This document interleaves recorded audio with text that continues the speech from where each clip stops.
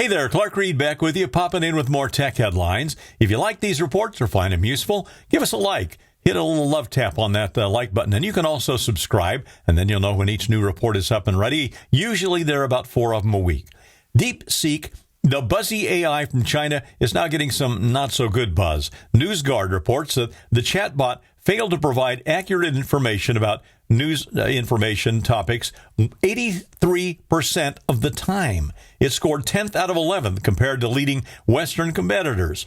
A NewsGuard audit found that DeepSeek debunked false claims by only about 18% of the time.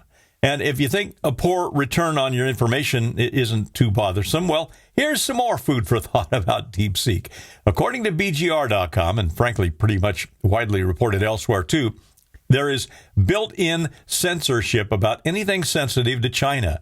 It's not only built in, the app censors itself in real time. An example from reporters over at The Guardian, DeepSeek AI worked well until they asked about Tiananmen Square and Taiwan. The report also details cases of censorship that other DeepSeek users experienced, including a remarkable discovery that the censorship doesn't happen before DeepSeek starts formulating its chain-of-thought approach to handle a sensitive topic. Instead, DeepSeek tries to answer the question just like ChatGPT and other similar AI models would. A user from Mexico shared their experience with DeepSeek when asked about whether free speech was a legitimate right in China.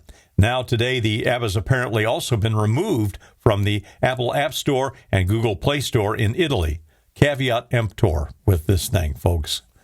Poor kids have enough of a time trying to keep up with learning in our connected world. The FCC voted last July to adopt a rule to allow a plan to distribute Wi-Fi hotspots to school kids so that kids without reliable internet access could complete their homework online. Well, now, ArsTechnica.com, easy for me to say, notes that Senator Ted Cruz, at a hearing this week, came out in favor of blocking that plan, claiming it would lead to unsupervised internet usage, endanger kids, and possibly restrict kids' exposure to conservative viewpoints. Oh, the horror.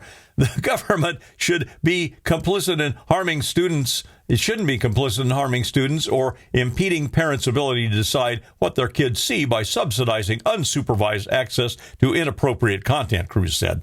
And in a press release Cruz's office put out, they said the FCC action violates federal law, creates major risks for kids' online safety, and harms parental rights. He's introduced a resolution to nullify the FCC rule.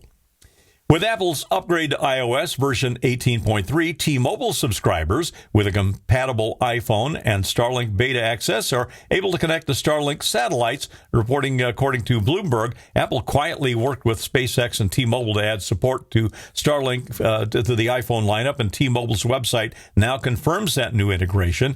MacRumors.com said T-Mobile started partnering with Starlink in 2022 and as of December 2024 opened up a beta program allowing subscribers to use Starlink satellites for texting in areas without cell towers. At the time, T-Mobile Starlink beta programs were limited to Samsung smartphones, and iPhones were not supported. But now the iPhone 14 and later that already supports satellite connectivity for text messages through Apple's partnership with Globalstar, those iPhone users are also going to be able to use Starlink and can opt to text with Apple's built-in satellite service or Starlink. Now, both Apple's service and Starlink are only available when there is no nearby cellular network. I'm Clark Reid, and you're Technified for now.